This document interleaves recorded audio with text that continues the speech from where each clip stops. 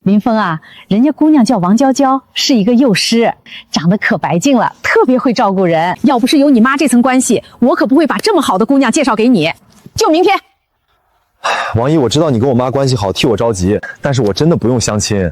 追你外甥的人从这儿排到月球了都。我不管你这那的，反正你要还认我这个姨，就跟我去。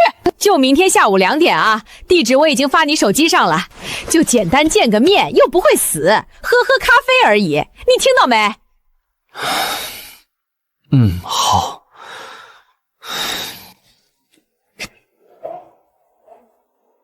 这是咖啡厅。先生您好，有预定吗？王娇娇小姐的包厢。王小姐已经在等您了，这边请。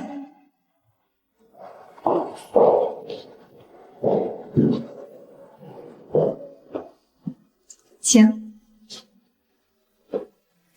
你就是林峰吧？赶紧坐，我们都饿死了。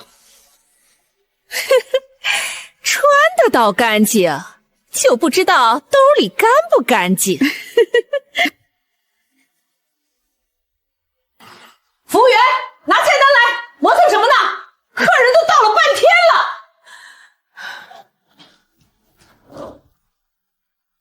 澳洲大龙虾2组要3斤以上的，极品鲍鱼1人1只。这个你们店里的招牌野生过背金龙，给我整一条大的。王小姐，我们第一次见面点这么多。什么？我带我妈和我弟来给我把关，你连顿饭都舍不得请？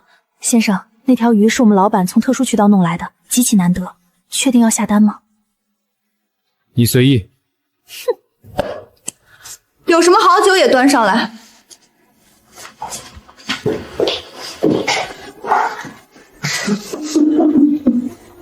小伙子，在哪上班啊？水产研究所。什么所？研究鱼的。铁饭碗，挺好的。行，说正事儿。姐夫，你这就不懂事儿了。我姐可是我们家的宝贝，我们全家从小宠到大的。哼，你今天不拿出点诚意，这门婚事我第一个不同意。是啊，林峰，娇娇可是幼师，长得好看又有正经工作，追她的人从幼儿园排到大街上，你可得好珍惜这份缘分。现在的年轻人啊，谈恋爱就想着一毛不拉，哪像我们那会儿。小林啊，我家娇娇条件摆在这儿，你要觉得不行，现在走也行，哼，没人拦你。王阿姨，菜还没上呢，不急。娇娇，你刚才点的那个鱼，怎么了？怎么菜单上写的是野生过背金龙？对啊，怎么了？野生过背金龙原产于东南亚热带水域，它是国际公约附录1物种，等同于国家1级保护动物，国内任何合法餐饮渠道都不可能供应。他点这个菜的时候，连菜单都没看一眼价格，他知道这是什么鱼，他知道还敢点。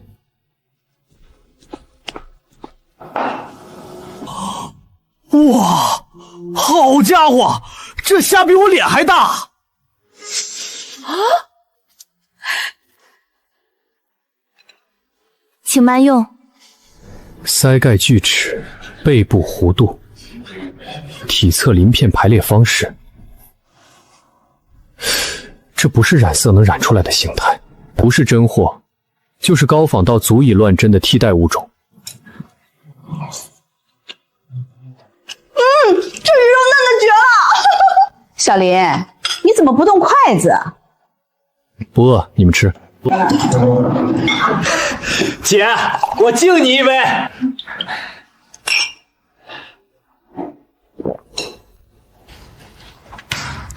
我王娇娇要嫁人了，嫁人了，嫁人了！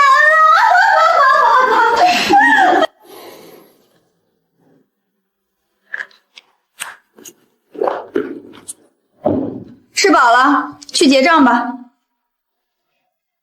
行。先生您好，一共消费50800，给您抹个零头，收您5万整。5万？这顿饭我一口没吃，一口水没喝。你们自己结。林峰，你还是不是个男人？出来相亲让女方结账，你丢不丢人？没钱出来相什么亲？耽误我闺女青春，你这种人就该打一辈子光棍儿。既然谈不拢，那就各走各的。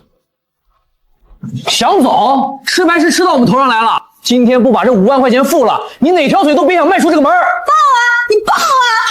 我告诉你，这家店的老板是我干哥兄弟。在我赵强的地盘上吃白食，胆子不小啊！你们这是联合起来做局骗钱？什么做局？白纸黑字写的清清楚楚，5万块少1分，我今天让你横着出去！穷酸样，装什么大尾巴狼？我侄子可是开大饭店的，弄你跟捏掉一只蚂蚁一样。行，我认栽，钱我付。哼，早这么懂事不就结了？哼，非得敬酒不吃，吃罚酒。付款吧。到账5万元。有屁快放！这笔交易就成立了。我要你们店开具正规发票，并且附上详细菜品清单。怎么想拿发票去投诉我？开，给他开，让他明白这是谁的地盘。去给这位大老板开发票，把那个食物名字写清楚点，一个字不许漏，让他拿回去慢慢研究。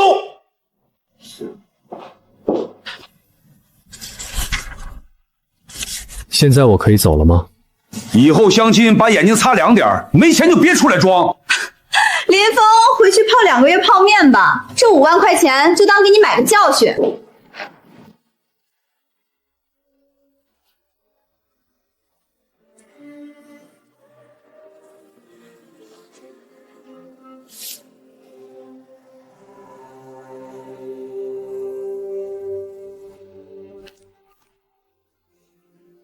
您好，请问您有什么事？请稍等转专线，请详细说明情况。你好，我实名举报海燕阁私房菜馆非法买卖，并食用不可食用物，涉案金额5万元，已构成犯罪。今天中午12点左右，海燕阁向我出售一道名为过杯金龙的菜品，收费3万8千元。过杯金龙属 CTX 附录1物种，等同于国家1级保护动物，国内禁止交易和食用。我有正规发票和盖章的菜品清单作为物证。你人在哪里？我就在海燕阁门口，我会等你们来。你好，我举报一案件，涉事饭店叫海燕阁，今天中午出售过回金龙1条，有物证，请你们同步介入。收到，我们立刻协调人员前往。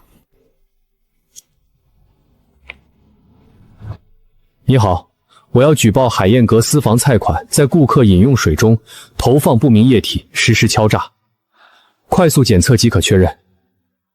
我有转账记录，我的水杯还在桌上。请问你的位置？海燕阁门口。这怎么个情况？实案检测。这不是那家挺贵的私房菜吗？犯什么事儿了？不会是吃出事儿了吧？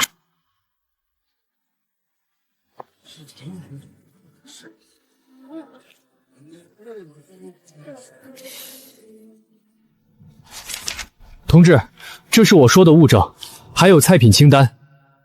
过贝金龙，你确定菜单上写的就是这几个字？是一字不差。鱼还在桌上，鱼骨头是现成的，他们还抢我手机，不让我打电话。装证物带，一组封锁前后门所有出入口，拉警戒带，任何人不得进出，包括工作人员。连后门都堵了，这是抓人，不是检查。2组控制收银台和后厨，所有厨师服务员原地待命，不许碰灶台，不许碰冰箱。林先生，3组跟进包厢，你在前面带路。完了，我就说强哥早晚得出事。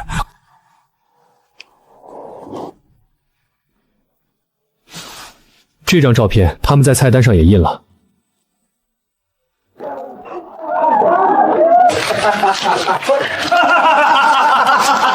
干什么？知道我跟谁混的吗？赵强，这张单子你认不认？不是的，领导同志，那不是真的保护动物，那就是条普通鲤鱼。我染了色骗他的，这就是菜市场15块钱1斤的鲤鱼。对，就是鲤鱼，我们吃的就是鲤鱼，什么金龙鱼、银龙鱼的，我们可没吃过。鲤鱼就是鲤鱼，我吃的就是鲤鱼味儿。你说这鱼是假的，那你这就不叫卖保护动物了，你这叫重大商业欺诈，涉案金额5万元整。哼，说真的是一条罪，说假的是另一条罪。赵强，你自己选。同志，我们不知情，我是来相亲的，饭是他请的，菜也是他让点的。哎呀，我苦命的闺女啊，相个亲被人做局陷害呀！同志，你可要给我们做主啊！刑法第341条，明知是国家重点保护野生动物而食用的，处5年以下有期徒刑。你说你不知情，那我就问你3个问题。第一，菜单是你点的，你直接翻到最后一页点单，连价格都没问，说明你对这道菜很熟悉。第二，下单时你看的是我，不是菜单，你在确认付钱的人。第三，你弟说漏嘴时你在桌下踩了他一脚，我有录音，要不要我放一遍？队长，阳性，含有管制的药物成分。姐，你说句话呀！你没说还下药啊！我不想坐牢。检测结果阳性，此案升级为有组织的抢劫、投毒、敲诈勒索团伙案，全部带走，强制洗胃，一个不漏。我是冤枉的，我就是来吃顿饭，放开我！安静，配合调查。林峰，我错了，钱我还给你，10万、20万，你快跟他们说这是误会。刚才让我横着出去的时候，怎么不说误会？林峰，你给我等着，我不会放过你的！我这20年第一次遇到能把笔录做得像实验报告一样的报案人。海燕阁前期有类似天价菜单纠纷，但因为证据不足没有立案，所以要感谢他那张发票，不然这个局还真不好破。今天中午你在海燕阁参与了什么活动？我就是跟着闺女蹭顿饭，啥也不知道。我情我愿的事儿你们管得着吗？蹭饭请的钱为什么要现场分？我看你当时拿着计算器算得很准啊。我没想犯法呀，我就是想试试他大不大方，我哪知道那是保护动物啊！王浩21岁，无业。你妈说你今天是跟她来蹭饭的。对，就是蹭饭。刀是我平时削水果用的。削水果用带弹簧卡扣的折叠刀，那是管制刀具。你知不知道随身携带是什么性质？你姐和赵强有案底，你妈全交代了。你不说，等锅全推到你头上，数罪并罚，你自己算算几年？我说，刀是强哥给我的。他说每次这种饭局都要带刀，一般的人被刀吓一下就乖乖掏钱。我就去过3次，都是我姐让我去撑场面，人多有气势，再加把刀吓一下男的就认了。但这次真的不一样，这个林峰他付完钱还让我们开发票啊！你知道我不想坐牢，我真的就是跟着混口饭吃，我连那是啥鱼都不知道。同志，那就是普通鲤鱼，我染了色，我承认宰客和虚假宣传，该罚，该推。那水里的药你怎么解释？水是服务员倒的，也可能是那小子自己放的，想讹我。你的意思是报案人自己给自己下药？我们把鱼骨送鉴定了，申请了 DNA 检测，基因序列不会说谎。如果测出来是受保护的珍稀鱼类，按刑法341条，你面临至少5年，最高10年的有期徒刑。什么时候想说，我们什么时候接着聊。张姐帮我查一个人，水产研究所的林峰，对，就是海燕阁那个案子的报案人。他的学术背景、发表过的论文，有没有参与过系统的技术顾问工作？越快越好。苏队，林峰的资料，他在水产界还挺有名的。3年前参与过长江流域濒危鱼类普查项目，发表过2篇关于亚洲龙鱼属人工繁殖与野生种群鉴别的核心期刊论文。还有一封感谢信是省渔业局发的，感谢他在一次走私案中协助鉴定涉案物种。难怪这不是普通受害者，这是撞到枪口上了。林先生久等了，我是支队副队长苏晴，海燕阁的案子以后由我来对接。苏队长不碍事，我请了年假，林先生，我调了你的背景资料。海洋大学水产养殖专业研究生，参与过濒危鱼类普查，发表过亚洲龙鱼属的鉴别论文。3年前还协助海关做过走私物种鉴定，那次鉴定的更好也是非法入境的龙鱼。所以我就不跟你绕弯子了。这个案子目前有几个技术难点，需要你帮忙。那条鱼到底是什么物种？案值怎么认定？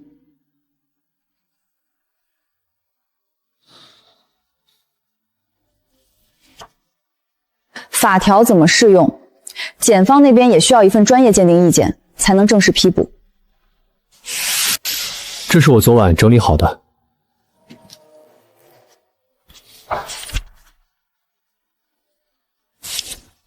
你昨晚几点睡的？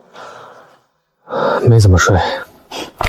林先生，以后我手头要是再遇到跟鱼有关的案子，可能还得麻烦你。如果你们食堂需要鉴定食材，也可以找我。走，带你去看看审讯室。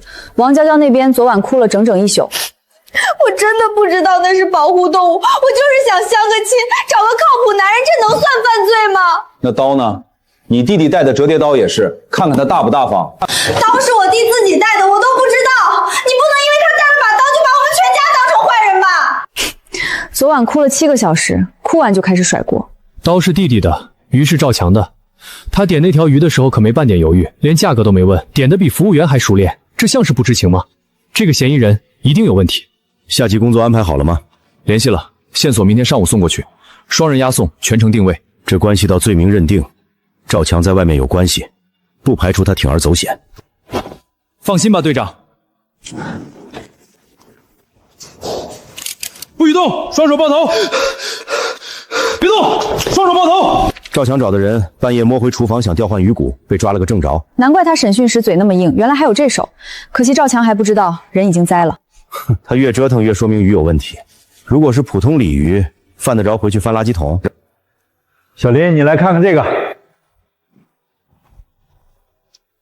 苏队长，你看这块骨头，这是鱼鳃的盖子，学名叫鳃盖骨。普通鲤鱼的鳃盖骨边缘是光滑的圆弧形，但这块边缘有小锯齿，像锯条一样，这是骨舌鱼科最典型的鉴别特征之一。鲤科和骨舌鱼科在分类学上是2个完全不同的分支，骨骼结构差别非常大，光凭这块鳃盖骨就能断定它绝不是鲤鱼。骨舌鱼科就是你说的龙鱼那一类？对，都属于骨舌鱼科。国内原生水域没有这类鱼的分布，所以不会出现在正常的水产市场上，出现在餐桌上只有一种非法渠道进来的。鉴定结论我写好了，3项指标全部排除普通食用鱼。正式报告下午盖章。你这2天待的时间比我还长。年假还剩4天，总要物尽其用。赵强那边快撑不住了，他问 DNA 测序多久出结果，已经承认菜单定价相亲造假，就差那条鱼，他死死咬着不肯松口。加上保护动物这一条，10年起步。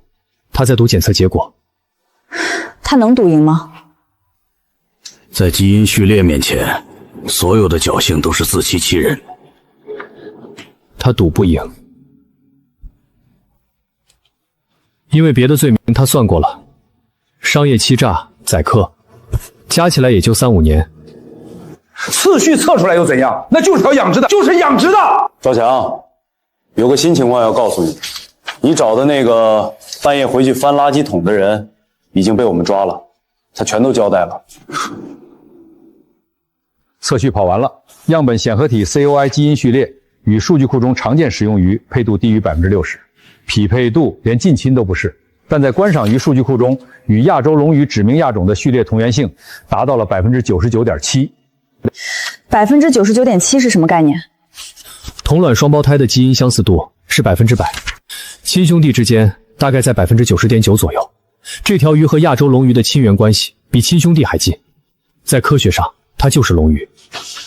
法律上卖红龙鱼和卖过倍金鲈，按值计算标准一样。赵强的问题在于，他以为换一个龙鱼品种就能躲开过倍金龙这4个字，但刑法保护的不是商品名，是整个物种。你别混淆概念，商业品系也是从野生种群来的 ，CTS 附录1保护的是所有亚洲龙鱼的野生种群，不分商业品系。那也就是说罪名跑不掉了。对，他把过倍金龙换成便宜品种，省的是进货成本，犯的是一模一样的罪。鱼骨鉴定和 DNA 测序2份报告都出来了，结论很明确，那条鱼是国家1级保护动物级别的珍稀物种。这个罪名到了法庭上怎么站住底？辩护律师会从哪个角度攻击我们的证据链？第一个攻击点，被告声称不知情，不知道那是保护动物。要打破这一点，靠的是赵强自己的行为逻辑。如果他真以为是普通鲤鱼，为什么得知送缴后连夜找人回去翻垃圾桶？这不是无辜，这是犯罪后销毁证据。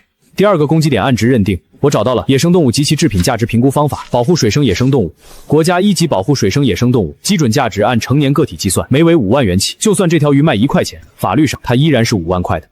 案值测速报告出来了，你卖的鱼和亚洲龙鱼的基因同源性是99.7%，生物学上它就是龙鱼，按法律它等同于国家1级保护动物。不是过背金龙啊！我记得根本不是过背金龙，是它的近亲，按值计算标准一模一样。我就是图便宜进了条替代品，我以为只要不是过背金龙就没事儿。我专门问过供货商，你专门确认过刘长生不是过背金龙才进货的？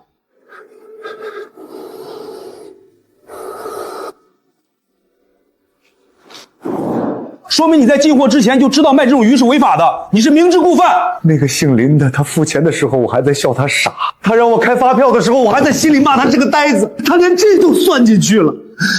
那条鱼我进过来花了不到2000块，我吹成3万8，就是想宰他一刀。现在你们告诉我，这条鱼在法律上值5万，我要坐10年牢。我把整条证据链按时间线捋了一遍。第一环录音，从我进包厢到付款，全程48分钟。王娇娇弟弟说跟上次那个鲨鱼不一样，证明这是惯犯。王娇娇踩他的脚让他闭嘴，证明他在刻意隐瞒前科。第三环2份鉴定报告，鱼骨形态学鉴定说这不是鲤鱼 ，DNA 测序说这是受保护物种，2份报告互相印证缺一不可。第4环快速检测，试纸和水药复结，水中药物成分阳性，我抿了麻痹口就吐出来，赶持续了20分钟。食安局从我口袋取走的纸巾也检测出同样成分，投药板上钉钉。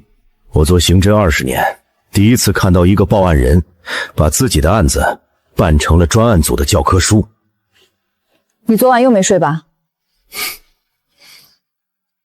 我市发生一起引发广泛关注的消费维权事件，一位市民在相亲饭局中被要求支付5万元天价账单，而这道菜竟疑似用国家1级保护动物制成。本台者独家采访了这位实名举报的当事人。那条野生过背金龙为什么不可能出现在合法餐桌？原因很简单，亚洲龙鱼的全部野生雏群都被列入了濒危野生入植物种。国际保系公约，国内等同于1级保护动物，禁止任何形式的商业交易。那普通人如果遇到类似情况，应该如何保护自己？第一，保留证据，要求店家开具正规发票，并且把菜品名称写清楚。如果店家不敢写，那就是不打自招。第二，不要硬碰硬，对方人多势众，先保证人身安全，付了钱出来再报，钱可以追回来。第三，报的时候不要只报一种，野生动物保护部门、食安部门3个部门各管一块，同时举报，效率最高。目前已对涉事饭店海燕阁立案调查，多名涉案人员被依法传唤。我台将持续关注案件进展。新闻里那人是你吧？不是，可能是另一个研究员了。你骗谁呢？除了你，还有谁会在相亲的时候想这些？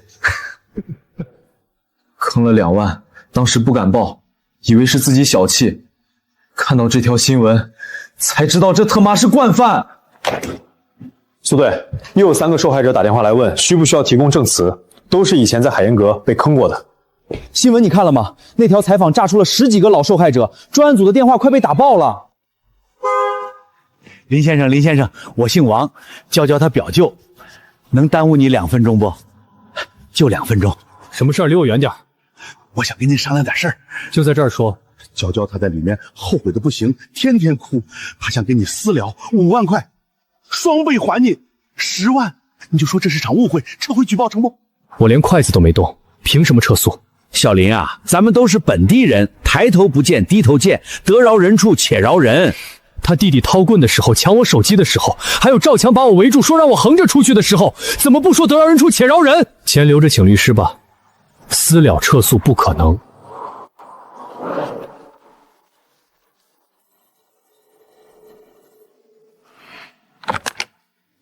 哪位？我老刘啊，最近忙不忙？您说是吧？苏队就是爽快，也没什么大事儿，就是海燕阁那个案子，赵强那小子跟我是老乡，他家里托我打听打听。你也知道，做生意嘛，有时候吹个牛，哄上一下价格也不算什么大不了。老刘，这个案子证据确凿，每一环都有铁证，谁来都没用。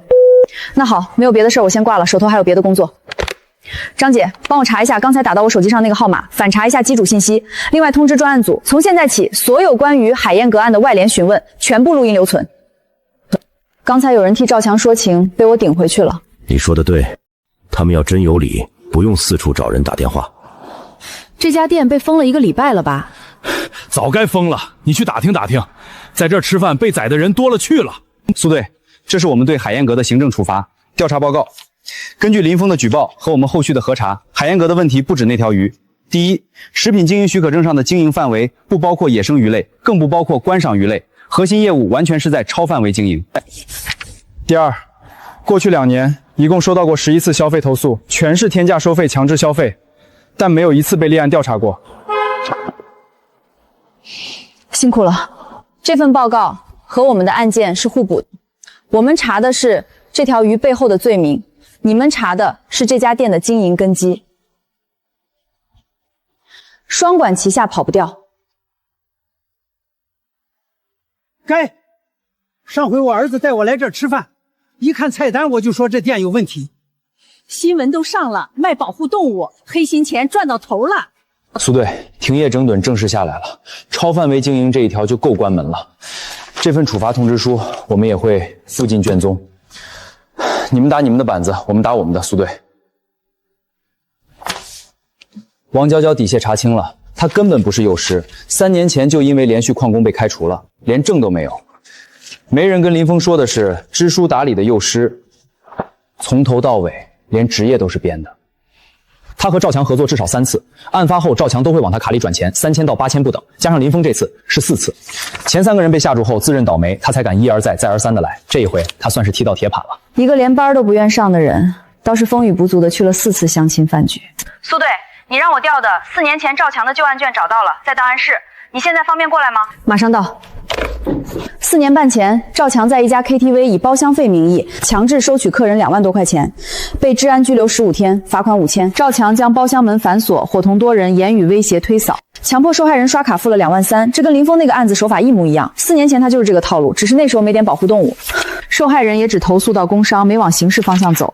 办案记录里提到有人打电话来说情，打电话的人后来因为其他违纪问题被调离原单位了，因为没有涉及刑事，当时就没深究。全部复印一份，把这些前科材料加到证据链里，证明赵强是惯犯，作案手法一以贯之，不是初犯偶犯。量刑的时候，这是加重量刑倾斜。林峰有个进展跟你说一声，赵强在4年前就用同样的手法敲诈过一个受害人，4年前被治安拘留了15天，罚了5000块，没有往刑事走，所以他的作案记录断在4年前，查不到更多，4年都没被追究过刑事责任。难怪他敢把店开到今天，敢让手下堵门，他不是胆子大，是经验告诉他不会出事。所以我接下来要做的是对其他人再进行审讯。我真的是冤枉的，我一个老太太什么都不懂，就是跟着闺女吃了几顿饭，我60岁的人了，到头来还要坐牢吗？他推我那一下的力气，现在怎么用不出来了？他推你的那段录音里听得很清楚，力道不小。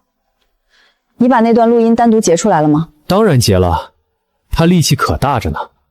王浩，持棍胁迫、非法拘禁、协助敲诈勒索，涉案金额5万元。你的行为已经构成抢劫罪的共犯情节，抢劫罪起刑就是3年，持棍加重重刑，团伙作案加重。我真没想伤人，棍是强哥给的，他说带着棍有气势，往桌上一放，那些人就老实了。我每次都只是放在桌上，真的。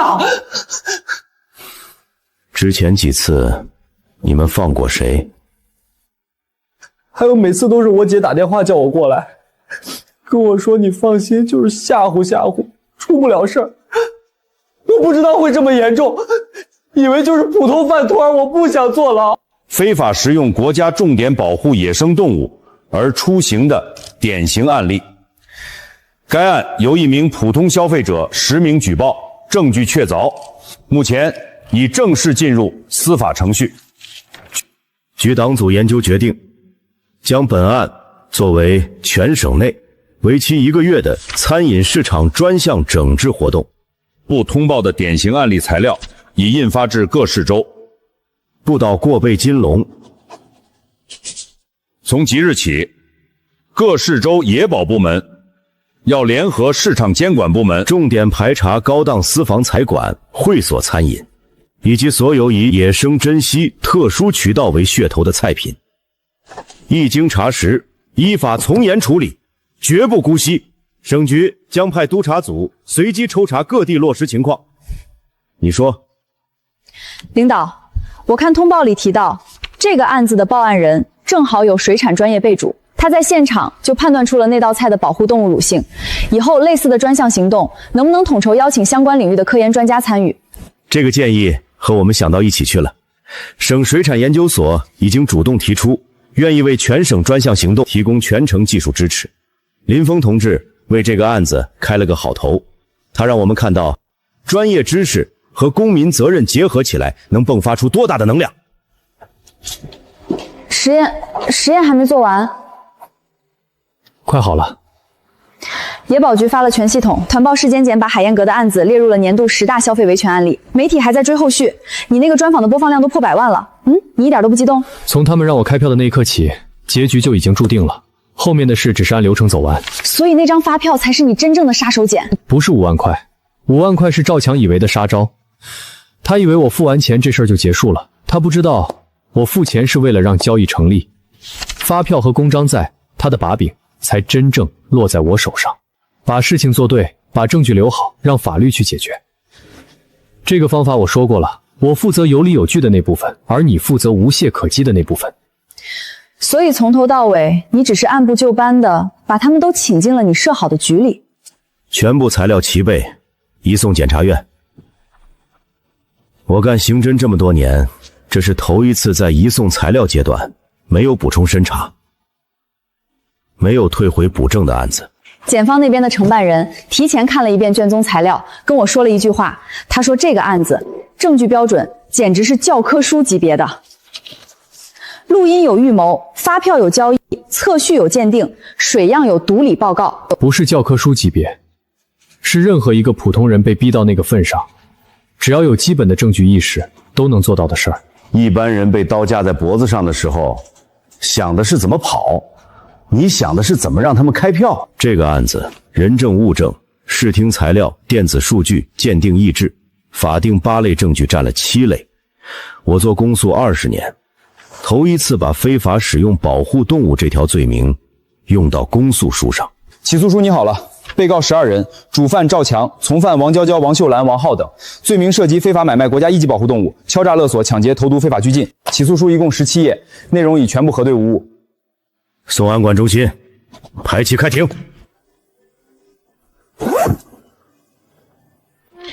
林先生，海燕阁一案今天开庭，您作为关键证人，现在心情如何？请问您对庭审结果有预期吗？涉案人员会不会受到严惩？您当初坚持追查此案，是想给受害者一个交代吗？案件正在庭审，不便多说。林先生，请您简单说一句。林先生，林先生。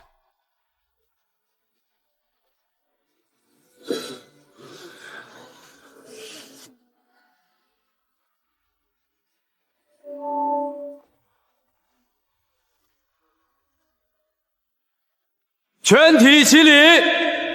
审判长，就本案中非法出售保护动物一项，我的当事人赵强存在认识错误，他所出售的鱼类并非起诉书所指控的过贝金龙，而是普通观赏鱼。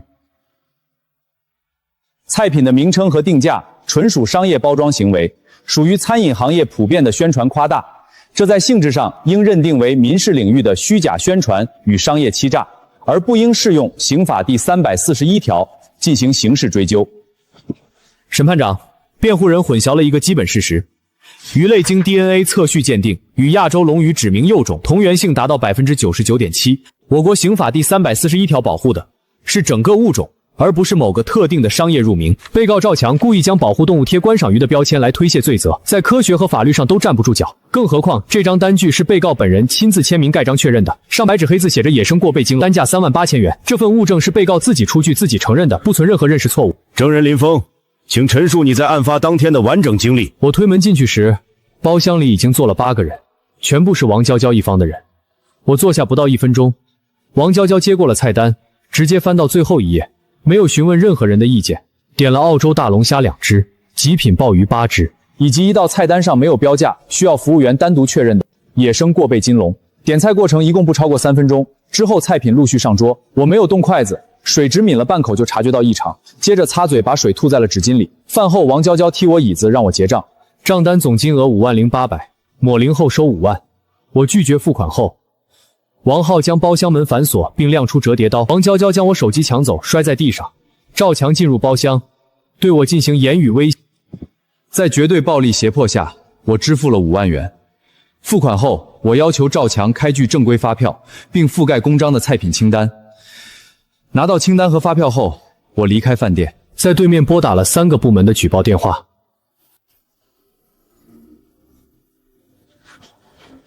辩护人可以对证人发问。据你所说，你在喝第一口水时就察觉到了异常。既然如此，你为什么不马上离开？你为什么继续留在包厢里？甚至还在用餐结束后主动扫码支付5万元？这不符合一个正常人觉得被下药之后的反应。我喝第一口水，舌头察觉到了涩感和麻痹，但没有吞咽。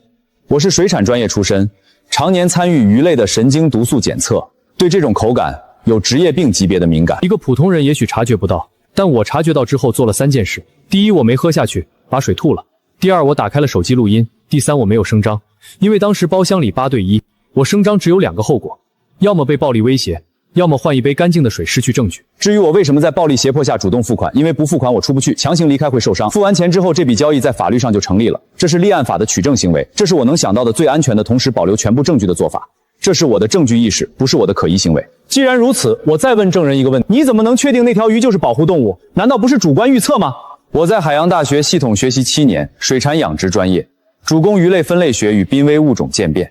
目前在水产研究所，核心工作之一就是亚洲龙鱼人工繁喂与野生种群鉴定辨别，能够准确区分野生个体与养殖个体。若你认为我的专业判断不够客观，这份报告足以说明一切。鱼骨 DNA 测讯由省水研究所鉴定中心输出，该中心具备司法鉴定资质。报告明确显示，检材与亚洲龙鱼指明种基因同源性达 99.7%， 科学上它 99.7% 就是亚洲龙鱼，法律上它等同于国家1级保护动物。这不是我的主观推断，而是具有法律权料的鉴定结论。我承认我做的不对，但真的是赵强逼我的。他说我要是不配合，欠他的钱就得还。他认识社会上的人，我怕他报复我，从头到尾都是被胁迫的。我一个女人能怎么办？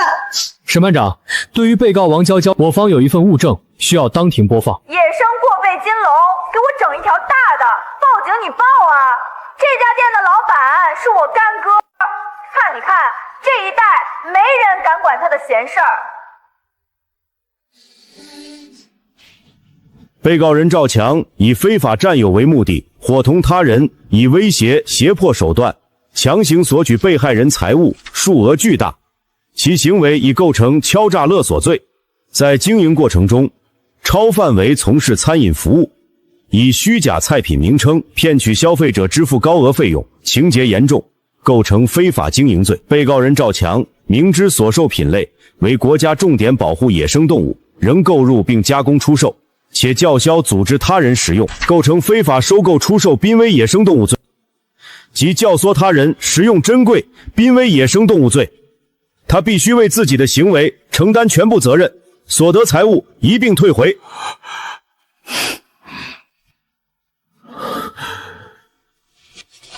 被告人王娇娇精心设下饭局，用谎言诱导对方。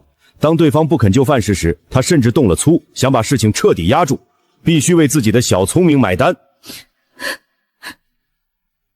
数罪并罚，决定执行有期徒刑7年，并处罚金10万元。被告人王秀兰跟着参与了这场饭局，追究了其相应的责任。被告人王浩参与敲诈勒索，且在共同犯罪中起到次要辅助作用。犯罪过程中持管制刀具对被害人进行威胁，构成敲诈勒索罪与非法携带管制刀具危及公共安全罪，判处有期徒刑3年，闭庭。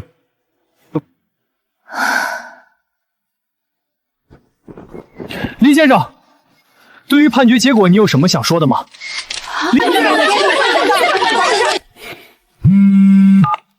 妈，小峰判了吗？结果怎么样？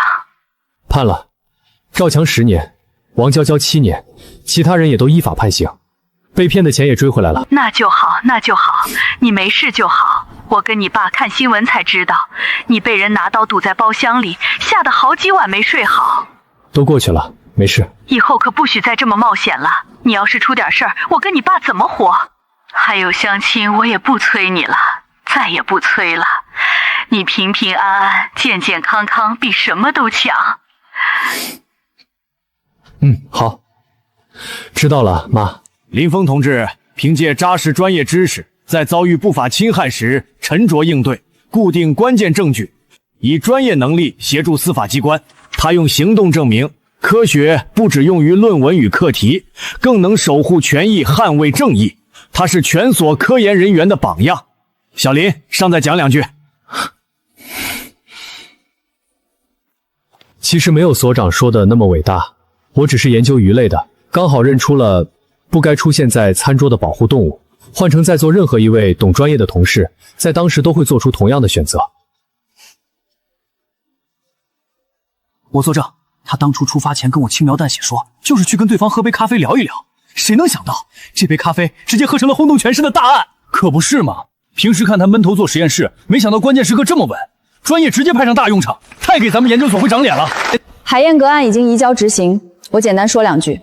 这个案子破了，首功当然是整个专案组连续熬夜，快侦快破。但我今天想强调的，不是我们的工作效率率，是一个报案人。林峰28岁，水产研究所的研究员。他被关在反锁的包厢里，刀架在面前，手机被砸。在那种情况下，他还记得做4件事：录音、保留水样、付款后索要发票、走出饭店后，同时拨了3个部门的举报电话。他是学养局的，但他做到了一件我们每个执法者都希望每一个受害人能做到的事，留下了完整的证据链。我们不是每一次都能遇到这样的报案者，但我们自己可以向他学习。林先生，距离海燕阁案宣判已经过去2周了，今天把你请来，是想替所有关注这件事的观众问一个问题：那天你走出包厢，站在马路边打电话的时候，有没有想过自己可能会输？毕竟对方有人有事，你只有1张发票。没想过会输，不是因为我自信，是因为证据都在我自己手里。录音在我手机里，发票在我口袋里，水样在我舌尖上，这些东西赵强拿不走。只要证据是真的，案子就不会输。这不是正义必胜，是说真话的时候要有证据，别人才会信你。所以你是相信法律的？我相信有理有据，法律不保护情绪，法律保护证据。那最后一个问题，如果再给你一次机会，让你回到那天中午，你还会推开那扇包厢门吗？如果有机会，我更想回到那天晚上，会把相亲地点改成小餐馆。你来点，我可不敢随便点，万一再点出保护动物，我这职业都不好意思干了。老板娘不用复杂，就做几道最家常的。来一份鱼香肉丝，记住不要鱼。那这杯白开水，你要不要先抿半口检测一下？放心，水质正常，无异常成分，可以放心饮用。最近忙完这阵儿，周末有空了，之前说的新海洋馆还去不去？去，我票已经买好了。